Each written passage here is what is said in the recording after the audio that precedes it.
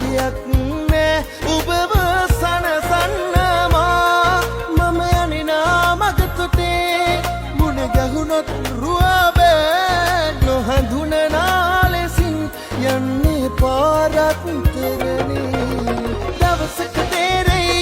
මගෙන් ලද ආදරේ ඔයා වෙන කාගෙන්වත් ලබන්නට නම් බෑ කියා